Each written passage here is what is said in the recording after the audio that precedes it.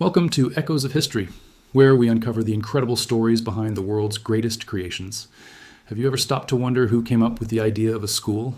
Or how we ended up with subjects like art and science? How has education transformed from ancient scrolls to the glowing screens we use today? Well, get ready, because we're about to embark on a fascinating journey through time to find out. Our story begins thousands of years ago, long before textbooks and whiteboards. The very first schools emerged around 2000 BC in ancient Sumer, a civilization in what is now modern-day Iraq. These weren't your typical schools. They were called edubas, which translates to tablet houses. Here, young scribes in training would spend their days learning the intricate art of cuneiform writing. Their homework wasn't on paper, but was meticulously etched onto wet clay tablets using a stylus. The main goal? To train administrators and record keepers who could manage the complex affairs of temples and palaces. They learned reading, writing, and basic arithmetic, the essential skills needed to run an ancient city. As civilizations blossomed, so did the concept of education. In ancient Egypt, schools were often attached to temples and government offices. Scribes were highly respected professionals, and their training was rigorous. They learned hieroglyphics, of course, but also mathematics, medicine, and engineering, knowledge that helped them build the pyramids and manage vast agricultural estates. The curriculum was practical, designed to prepare students for specific roles in society. But it was in ancient Greece that education truly began to resemble what we might recognize today. The Greeks believed in educating the whole person, mind, body, and spirit. Their schools weren't just for job training, they were for cultivating virtuous citizens. Young boys learned grammar, rhetoric, logic, geometry, astronomy, and music. Physical education was also crucial, with training in gymnastics and sports to ensure a healthy body for a healthy mind. It was here, in the bustling city of Athens, that one of the most influential figures in the history of education, the philosopher Plato, founded his own school around 387 BC. He called it the Academy. This wasn't just a school, it was one of the very first institutions of higher learning in the Western world. For over 900 years, the brightest minds gathered here to debate philosophy, explore mathematics, and question the very nature of reality. Plato's Academy laid the groundwork for the modern university, a place dedicated to the pursuit of knowledge for its own sake. As humanity's understanding of the world expanded, so did the need to organize all this new knowledge. This is where the division into different subjects really takes off. Let's start with the arts. The arts are as old as humanity itself, born from our innate desire for expression and connection. Think of the breathtaking cave paintings from tens of thousands of years ago. Our ancestors were already using images to tell stories and convey meaning. Music, dance, and storytelling were woven into the fabric of every ancient culture, used in rituals, celebrations, and to pass down history from one generation to the next. Literature began with epic poems like the Epic of Gilgamesh and Homer's Iliad and Odyssey, which weren't just entertainment. They were moral guidebooks that explored the human condition. The arts were how people made sense of their world, expressed their deepest emotions, and built a shared cultural identity. On the other side of the spectrum, we have the sciences. The sciences sprouted from an entirely different human impulse, curiosity. It's the simple, powerful question, why? Why does the sun rise and set? What are the stars made of? How does the human body work? Early civilizations were keen observers of the natural world. The Babylonians meticulously tracked the movements of stars and planets, developing early astronomy and astrology. The Egyptians developed sophisticated medical knowledge, as evidenced by their surgical texts. But it was the ancient Greeks again who took a monumental step forward. Philosophers like Thales and Aristotle began to look for natural, rational explanations for phenomena rather than attributing everything to the gods. They developed systematic methods of observation and logical deduction, the very foundation of the scientific method. This was the birth of science as a formal discipline, a quest to understand the universe through reason and evidence. For a long time, arts and sciences were seen as separate domains. But during the Renaissance, a period of incredible cultural and intellectual rebirth in Europe from the 14th to the 17th century, these two worlds collided and fused in spectacular fashion.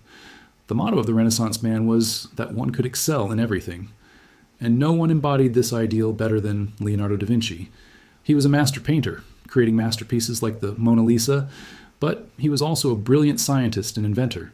He filled thousands of notebook pages with detailed anatomical drawings, studies of fluid dynamics, and designs for flying machines. For Leonardo, art wasn't just about beauty. It was a tool for scientific investigation. And science, in turn, provided the knowledge to create more realistic and powerful art. This synergy was everywhere. Artists studied human anatomy to paint more lifelike figures, and scientists used the principles of artistic perspective to create accurate diagrams of their discoveries. The Renaissance showed us that arts and sciences are not opposing forces, but two sides of the same coin. Both are essential ways of exploring and understanding our world. So, we have schools and we have subjects. But what did schools actually look like through the ages? For much of history, education was a privilege, not a right. In the medieval period, education in Europe was largely controlled by the church. Monasteries became centers of learning, where monks painstakingly copied and preserved ancient texts. The first universities, like those in Bologna, Paris, and Oxford, emerged from these cathedral schools. But attending one was an option available only to a tiny, elite fraction of the population, mostly men destined for careers in the church or law. Classes were taught in Latin, the universal language of scholarship, and the teaching method relied heavily on memorization and strict discipline. Imagine small, dimly lit rooms with a stern master drilling students on classical texts. This began to change dramatically during the 19th century, a period of immense social and industrial transformation. Leaders and reformers started to argue that a modern industrial nation needed an educated populace. This led to the public school movement. Governments began to establish free, compulsory education for all children. For the first time, schools opened their doors, not just to the sons of the rich and powerful, but to boys and girls from all walks of life. The curriculum expanded beyond the classics to include practical subjects like reading, writing, arithmetic, the famous 3 R's, along with history, geography, and of course the arts and sciences. This was a revolutionary idea, that every child deserves the chance to learn and reach their full potential. And that brings us to today. The classroom of the 21st century would be unrecognizable to a student from the past. Blackboards have been replaced by interactive whiteboards. Heavy textbooks now coexist with lightweight tablets filled with digital learning resources. We have computer labs, science labs, equipped with modern instruments and access to the internet, which puts the entire repository of human knowledge at our fingertips. Education is no longer just about absorbing facts from a teacher. It's about collaboration, critical thinking, and problem solving. Students can take virtual field trips to the Amazon rainforest, collaborate on projects with peers across the globe, and use powerful software to create art, music, and scientific models. Our schools are more inclusive and dynamic than ever before, constantly adapting to prepare students for a rapidly changing world.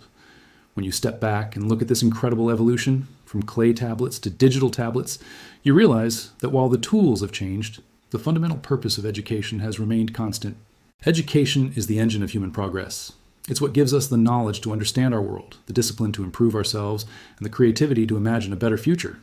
It teaches us how to think critically, how to empathize with others, and how to work together to solve complex problems.